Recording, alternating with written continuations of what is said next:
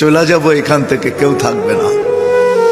যিনি থাকার উনিই যখন থাকেন নাই, কারো কাছে মালাকুল মউত অনুমতি নিয়ে আসে নাই, আসবে না।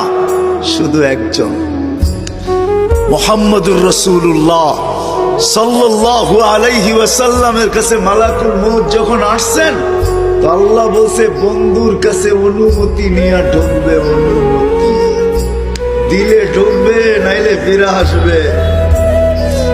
বন্ধু আমার, খবরদার অনুমতি ছাড়া যায় গর্জায় ঢুকা যাবে না। আমাদের কারো কাছে অনুমতি নিয়ে আসবে না, ওনার কাছে অনুমতি নিয়ে গেছেন।